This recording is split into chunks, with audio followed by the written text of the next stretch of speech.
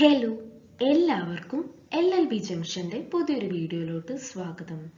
ഇന്ന് നമ്മളിവിടെ ഡിസ്കസ് ചെയ്യാൻ പോകുന്നത് dacoity under Indian penal code 1860യെ കുറിച്ചിട്ടാണ്. അപ്പോൾ നമുക്ക് വൈകിക്കാണ്ട് ടോപ്പിക്കിലോട്ട് പോവാം. സെക്ഷൻ 391 ഓഫ് IPC ആണ് ഡെക്കോയിറ്റിനെ ഡിഫൈൻ ചെയ്തിട്ടുള്ളത്. സോ ഏതൊക്കെ തരത്തിലുള്ള ആക്ടുകളെയാണ് ഡെക്കോയിറ്റി എന്ന് വിളിക്കുക എന്ന് നമുക്ക് നോക്കാം. ആദ്യമായിട്ട് അവിടെ ഒരു റോബറി നടക്കുകയോ അതല്ലെങ്കിൽ റോബറി നടത്താനുള്ള ശ്രമമോ നടന്നിട്ടുണ്ടായിരിക്കണം. അതായത് ഒന്നെങ്കിൽ കമ്മീഷൻ ഓഫ് റോബറി അതല്ലെങ്കിൽ അറ്റംപ്റ്റ് ടു കമ്മിറ്റ് റോബറി എന്നുള്ള എലമെന്റ് പ്രസന്റ് ആയിട്ടുണ്ടായിരിക്കണം. രണ്ടാമതായിട്ട് ഈ രണ്ട് കാര്യം ചെയ്തിട്ടുണ്ടാവേണ്ടത് ആരൊക്കെ ആയിരിക്കണം? 5 അതിൽ കൂടുതൽ പേഴ്സൺസ് കൂടി ചേർന്നിട്ട് ആയിരിക്കണം. സോ ആദ്യത്തെ പോയിന്റ് എന്ന് പറയുന്നത് 5 അതിൽ കൂടുതൽ ആൾക്കാർ ചേർന്ന് നടത്തുന്ന റോബറി അതല്ലെങ്കിൽ അറ്റംപ്റ്റ് ടു കമ്മിറ്റ് റോബറിയെ നമുക്ക് ഡെക്കോയിറ്റി ആയിട്ട് കണക്കാക്കാം. രണ്ടാമത്തെ സെന്റൻസിൽ എന്താണ് പറഞ്ഞിട്ടുള്ളത് എന്ന് വെച്ചാൽ where the whole number of persons conjointly committing or attempting to commit a robbery and persons present and aiding such commission or attempt amount to 5 or more, every person so committing, attempting or aiding is said to commit dacoity. ആദ്യത്തെ സെന്റൻസിൽ പറഞ്ഞിട്ടുള്ള same കാര്യം തന്നെ ഇവിടെയും പറയുന്നുണ്ട്. അതായത് robbery നടത്തുകയോ അതല്ലെങ്കിൽ robbery നടത്താൻ ശ്രമിക്കുകയോ and persons present and aiding such commission or attempt. ആ റോബറി നടത്തുന്ന സമയത്ത് ആ സ്പോട്ടിൽ പ്രസന്റ് ആയിട്ടുള്ളത്, അതായത് ആ സ്പോട്ടിൽ സാമീപ്യം അറിയിച്ചിട്ടുള്ള വ്യക്തികൾ അതല്ലെങ്കിൽ ആ റോബറി നടത്താൻ ആവശ്യകരമായിട്ടുള്ള സഹായങ്ങളൊക്കെ എയ്ഡ്സ് ഒക്കെ പ്രൊവൈഡ് ചെയ്തിട്ടുള്ള വ്യക്തികളുടെ എണ്ണം ഒരുമിച്ച് കൂട്ടുന്ന സമയത്ത് അതും 5 അതിൽ കൂടുതലോ ആണെങ്കിൽ അങ്ങനെ ഉൾപ്പെട്ടിട്ടുള്ള എല്ലാ വ്യക്തികളും ഡെക്കോയിറ്റി കമ്മിറ്റ് ചെയ്തതായിട്ടാണ് കണക്കാക്കുന്നത്. സോ ചുരുക്കി പറയുകയാണെന്നുണ്ടെങ്കിൽ ഒരു റോബറി നടത്തുകയോ അതല്ലെങ്കിൽ റോബറി നടത്താൻ ശ്രമിക്കുന്നതോ അതല്ലെങ്കിൽ റോബറി നടത്തുന്ന സ്ഥലത്ത് പ്രസന്റ് ആയിട്ടുള്ള വ്യക്തികൾ അതല്ലെങ്കിൽ റോബറി നടത്താൻ ആവശ്യമായിട്ടുള്ള സഹായങ്ങൾ പ്രൊവൈഡ് ചെയ്തിട്ടുള്ള വ്യക്തികൾ 5 അതിൽ കൂടുതൽ ആൾക്കാർ ചേർന്നിട്ടാണെങ്കിൽ ഇവരൊക്കെ ഡെക്കോയിറ്റി കമ്മിറ്റ് ചെയ്തതായിട്ടാണ് കണക്കാക്കുന്നത്. ഇത്രയും കാര്യങ്ങളാണ് ഈ സെക്ഷന്റെ അണ്ടറിൽ പറഞ്ഞിട്ടുള്ളത്. ആദ്യമായിട്ട് അവിടെ ഒരു റോബറി അല്ലെങ്കിൽ അറ്റംപ്റ്റ് ടു കമ്മിറ്റ് റോബറി നടന്നിട്ടുണ്ടായിരിക്കണം. രണ്ടാമതായിട്ട് 5 അതിൽ കൂടുതൽ ആൾക്കാരോ ചേർന്നിട്ടായിരിക്കണം ഈ ഒരു ആക്ട് ചെയ്തിട്ടുണ്ടാവേണ്ടത്. മൂന്നാമതായിട്ട് ഈ രണ്ട് ആക്ട് ചെയ്തവർ മാത്രമല്ല ഡെക്കോയിറ്റി കമ്മിറ്റ് ചെയ്തിട്ടുള്ളത്, നേരെ മറിച്ച് അവിടെ ആ സമയത്ത് പ്രസന്റ് ആയിട്ടുള്ളതും അതുപോലെ തന്നെ ആ കാര്യം ചെയ്യാൻ വേണ്ടിയിട്ടുള്ള സഹായങ്ങൾ പ്രൊവൈഡ് ചെയ്തിട്ടുള്ള വ്യക്തികൾ 5 അതിൽ കൂടുതലോ എണ്ണമാണെങ്കിൽ ഇവരൊക്കെ ഡെക്കോയിറ്റി കമ്മിറ്റ് ചെയ്തതായിട്ടാണ് കണക്കാക്കുന്നത് എന്നാണ് ഇവിടെ പറഞ്ഞിട്ടുള്ളത്. സോ ചുരുക്കി പറയുകയാണെന്നുണ്ടെങ്കിൽ ഒരു ആക്ട് കമ്മിറ്റ് ചെയ്താൽ മാത്രമാണ്, അതായത് ഈ ഒരു പെർട്ടിക്കുലർ ആക്ട് കമ്മിറ്റ് ചെയ്തവരെ മാത്രമാണ് ഡെക്കോയിറ്റ്സ് ആയിട്ട് കണക്കാക്കാൻ പറ്റൂ എന്ന് നമുക്ക് പറയാൻ പറ്റില്ല. നേരെ മറിച്ച് അവിടെ അറ്റംപ്റ്റ് ചെയ്തവരും അതിന് വേണ്ടിയിട്ടുള്ള എയ്ഡ്സ് കൊടുത്തവരും കമ്മിറ്റ് ചെയ്തവരും അതുപോലെ തന്നെ അവിടെ പ്രസൻസ് അറിയിച്ചവരും, അതായത് ഈ കാര്യങ്ങളൊക്കെ 5 അതിൽ കൂടുതലോ ആൾക്കാർ ചേർന്നിട്ടാണെങ്കിൽ അവരൊക്കെ ഡെക്കോയിറ്റി ചെയ്തതായിട്ടാണ് കണക്കാക്കുന്നത്. സെക്ഷൻ 395 ഓഫ് IPC ആണ് ഡെക്കോയിറ്റിയുടെ പണിഷ്മെന്റിനെ കുറിച്ചിട്ട് പറഞ്ഞിട്ടുള്ളത്. അതായത് ഡെക്കോയിറ്റി കമ്മിറ്റ് ചെയ്തിട്ടുള്ള വ്യക്തികൾക്ക് ലഭിക്കാവുന്ന പണിഷ്മെന്റ് എന്ന് പറയുന്നത് ഒന്നെങ്കിൽ ജീവപര്യന്തം അതല്ലെങ്കിൽ 10 വർഷം വരെ നീളാവുന്ന റിഗറസ് ഇംപ്രിസൺമെന്റ് ആൻഡ് അതുപോലെ പിഴയും ആണ്. ശ്രദ്ധിക്കണം, ഒന്നെങ്കിൽ ജീവപര്യന്തം അല്ലെങ്കിൽ 10 വർഷം വരെ നീളാവുന്ന കഠിന തടവ് പ്ലസ് ഫൈൻ, ഇതാണ് പണിഷ്മെന്റ്. ഇനി നമുക്ക് സെക്ഷൻ 396 നോക്കാം. അതായത് ഡെക്കോയിറ്റി വിത്ത് മർഡർ. നമ്മൾ ആദ്യം തന്നെ പറഞ്ഞു 5 അതിൽ കൂടുതൽ ആൾക്കാർ ഒരുമിച്ച് നടത്തുന്ന റോബറിയെയാണ് നമ്മൾ ഡെക്കോയിറ്റി എന്ന് വിളിക്കുക എന്നുള്ളത്.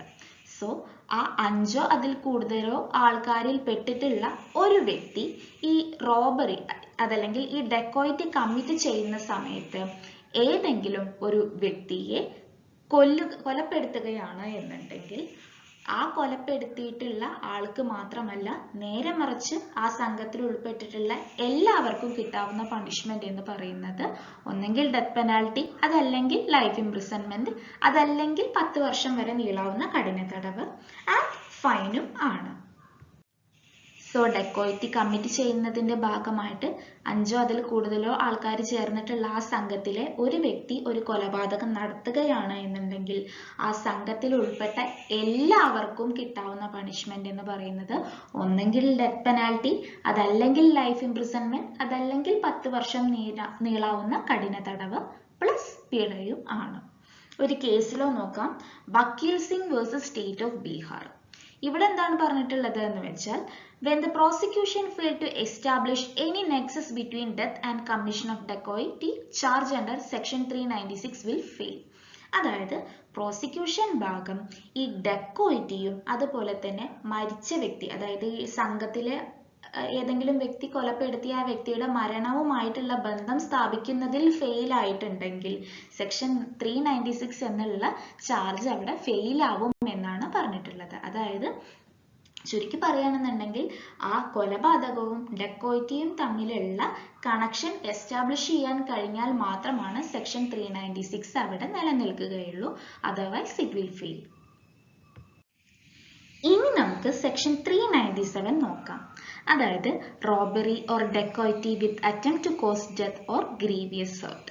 അതായത് റോബറി കമ്മിറ്റ് ചെയ്യുന്നതിന്റെ ഇടയിലോ അതല്ലെങ്കിൽ ഡെക്കോയിറ്റി കമ്മിറ്റ് ചെയ്യുന്നതിന്റെ ഇടയിലോ ഈ കുറ്റവാളി ഏതെങ്കിലും തരത്തിലുള്ള മാരകമായിട്ടുള്ള ആയുധങ്ങൾ ഉപയോഗിക്കുകയോ അതല്ലെങ്കിൽ ഏതെങ്കിലും വ്യക്തിയെ മാരകമായിട്ട് പരിക്കേൽപ്പിക്കുകയോ അതല്ലെങ്കിൽ ഏതെങ്കിലും വ്യക്തിയെ മാരകമായിട്ട് പരിക്കേൽപ്പിക്കാൻ ശ്രമിക്കുകയോ അതല്ലെങ്കിൽ ഏതെങ്കിലും വ്യക്തിയെ കൊലപ്പെടുത്താൻ ശ്രമിക്കുകയോ ചെയ്യുകയാണ് എന്നുണ്ടെങ്കിൽ അയാൾക്ക് കിട്ടാവുന്ന പണിഷ്മെന്റ് എന്ന് പറയുന്നത് 7 വർഷത്തിൽ കുറയാണ്ടുള്ള ഇംപ്രിസൺമെന്റ് ആണ്.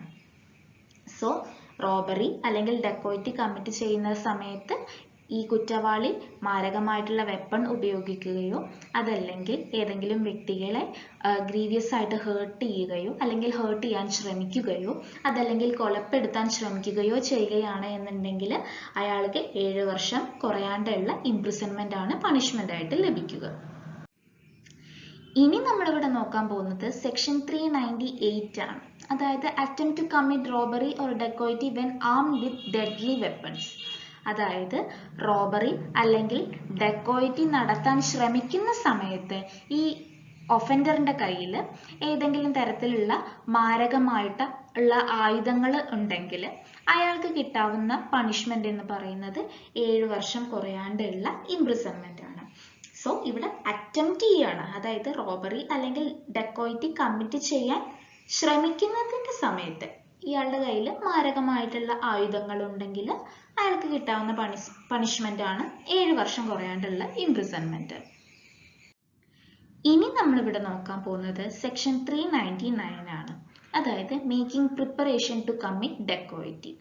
അതായത് ഡെക്കോയിറ്റി കമ്മിറ്റ് ചെയ്യാൻ വേണ്ടിയിട്ട് തയ്യാറെടുപ്പ് നടത്തുന്ന വ്യക്തികൾക്ക് ലഭിക്കാവുന്ന പണിഷ്മെന്റ് എന്ന് പറയുന്നത് 10 വർഷം വരെ നീളാവുന്ന റിഗറസ് ഇംപ്രിസൺമെന്റും അതുപോലെ തന്നെ പിഴയുമാണ്. ഇവിടെ തയ്യാറെടുപ്പിന് കൊടുക്കുന്ന പണിഷ്മെന്റ്സിനെ കുറിച്ചിട്ടാണ് പറയുന്നത്, അതായത് ഡെക്കോയിറ്റി നടത്താനുള്ള പ്രിപ്പറേഷൻസ്. ഇനി നമ്മളിവിടെ നോക്കാൻ പോകുന്നത് സെക്ഷൻ 400 ആണ്. അതായത് punishment for belonging to gang of dacoits. ആദ്യം തന്നെ ഗാങ്ങും ഗ്രൂപ്പും തമ്മിലുള്ള വ്യത്യാസം നിങ്ങൾക്ക് അറിയാമെന്ന് ഞാൻ വിചാരിക്കുന്നു. അതായത് ഗാങ് എന്ന് പറയുമ്പോൾ എപ്പോഴും അവരുടെ ഇന്റൻഷൻ ഒരു ബാഡ് ഇന്റൻഷൻ ആണ്. പക്ഷെ ഒരു ഗ്രൂപ്പ് എന്ന് പറയുമ്പോൾ അതിന്റെ പിന്നിലുള്ള ഇന്റൻഷൻ ഒരു നല്ല ഇന്റൻഷൻ ആയിരിക്കും. അതായത് നമ്മൾ എ ഗ്രൂപ്പ് ഓഫ് സയന്റിസ്റ്റ്സ് എന്ന് പറയും, പക്ഷെ എ ഗാങ് ഓഫ് റോബറേഴ്സ് എന്നേ പറയുള്ളൂ. അതാണ് അവരുടെ ഉള്ളിൽ പതുങ്ങിയിട്ടുള്ള ഇന്റൻഷന്റെ വ്യത്യാസം കൊണ്ടാണ് ഈ ഗാങ് എന്നും ഗ്രൂപ്പ് എന്നും ഒക്കെ വേർതിരിച്ചിട്ടുള്ളത്. ഇനി നമുക്ക് സെക്ഷനിലോട്ട് വരാം. Whoever at any time after passing this act shall belong to gang of persons associated for the purpose of habitually committing dacoity shall be punished with imprisonment for life or with rigorous imprisonment for a term which may extend to 10 years and shall also liable for fine. അതായത് ഈ നിയമം പ്രാബല്യത്തിൽ വന്നതിന് ശേഷം, അതായത് Indian penal code എന്നുള്ള നിയമം നിലവിൽ വന്നതിന് ശേഷം ഏതെങ്കിലും ഒരു വ്യക്തി സ്ഥിരമായി ഡെക്കോയിറ്റി കമ്മിറ്റ് ചെയ്യുന്ന വ്യക്തികൾ ചേർന്നിട്ടുള്ള ഒരു സംഘത്തിന്റെ ഭാഗമാവുകയാണ് എന്നുണ്ടെങ്കിൽ അയാൾക്ക് കിട്ടാവുന്ന പണിഷ്മെന്റ് എന്ന് പറയുന്നത് ഒന്നെങ്കിൽ ലൈഫ് ഇംപ്രിസൺമെന്റ്, അതല്ലെങ്കിൽ 10 വർഷം വരെ നീളാവുന്ന ഇംപ്രിസൺമെന്റ്, അതുപോലെ തന്നെ ഫൈനുമാണ്. സോ ഈ ആക്ട് വന്നതിന് ശേഷം ഏതെങ്കിലും ഒരു വ്യക്തി സ്ഥിരമായിട്ട് ഡക്കോയിറ്റി കമ്മിറ്റ് ചെയ്യുന്ന വ്യക്തികൾ അടങ്ങുന്ന ഒരു സംഘത്തിന്റെ ഭാഗമാവുകയാണ് എന്നുണ്ടെങ്കിൽ അയാൾക്ക് കിട്ടാവുന്ന പണിഷ്മെന്റ് ആണ് ഇവിടെ പറഞ്ഞിട്ടുള്ളത്. ഒന്നെങ്കിൽ ലൈഫ് ഇംപ്രിസൺമെന്റ്, അതല്ലെങ്കിൽ 10 വർഷം നീളാവുന്ന റിഗറസ് ഇംപ്രിസൺമെന്റ്, അതുപോലെ പിഴയുമാണ്. ഇനി നമ്മൾ ഇവിടെ നോക്കാൻ പോകുന്നത് സെക്ഷൻ 401 ആണ്. അതായത് punishment for belonging to gang of thieves. അതായത് ഈ നിയമം നിലവിൽ വന്നതിന് ശേഷം ഏതെങ്കിലും ഒരു വ്യക്തി സ്ഥിരമായിട്ട് തെഫ്റ്റ് അല്ലെങ്കിൽ റോബറി നടത്തുന്ന ഒരു സംഘത്തിലെ അംഗമാവുകയോ അതല്ലെങ്കിൽ സംഘമായിട്ട് ഏതെങ്കിലും രീതിയിലുള്ള ബന്ധം സ്ഥാപിക്കുകയോ ചെയ്യുകയാണ് എന്നുണ്ടെങ്കിൽ അയാൾക്ക് കിട്ടാവുന്ന പണിഷ്മെന്റ് എന്ന് പറയുന്നത് 7 വർഷം വരെ നീളാവുന്ന റിഗറസ് ഇംപ്രിസൺമെന്റും അതുപോലെ തന്നെ പിഴയുമാണ്. ഈ സെക്ഷനിൽ പ്രത്യേകിച്ച് പറഞ്ഞിട്ടുണ്ട് തെഫ്റ്റും റോബറിയും നടത്തുന്ന സംഘമായിട്ടാണ് ബന്ധം സ്ഥാപിക്കേണ്ടത്. അതല്ലാണ്ട് തഗ് അല്ലെങ്കിൽ ഡെക്കോയിറ്റ്സ് ആവരുത്. സോ തെഫ്റ്റ് അല്ലെങ്കിൽ റോബറി നടത്തുന്ന ഒരു സ്ഥിരമായിട്ട് ഈ തെഫ്റ്റ് അല്ലെങ്കിൽ റോബറി നടത്തുന്ന ഒരു സംഘത്തിന്റെ ഭാഗമാവുകയാണ് എന്നുണ്ടെങ്കിൽ ഒരു വ്യക്തി, ആ വ്യക്തിക്ക് കിട്ടാവുന്ന പണിഷ്മെന്റ് എന്ന് പറയുന്നതാണ് 7 വർഷം വരെ നീളാവുന്ന കഠിന തടവും അതുപോലെ പിഴയും. ഇനി നമ്മളിവിടെ നോക്കാൻ പോകുന്നത് സെക്ഷൻ 402 ആണ്. അതായത് assembling for purpose of committing dacoity. അതായത് ഈ ഡെക്കോയിറ്റി നടത്താൻ വേണ്ടിയിട്ട് ഒത്തുകൂടിയിട്ടുള്ള 5 അതിലധികമോ ആളുകളിൽ പെട്ടിട്ടുള്ള ഒരാൾക്ക് കിട്ടാവുന്ന പണിഷ്മെന്റിനെ കുറിച്ചിട്ടാണ് ഇവിടെ പറഞ്ഞിട്ടുള്ളത്. അതായത് അവർക്ക് എന്ന് പറയുന്നത് 7 വർഷം വരെ നീളാവുന്ന റിഗറസ് ഇംപ്രിസൺമെന്റും അതുപോലെ തന്നെ പിഴയുമാണ് ലഭിക്കുക.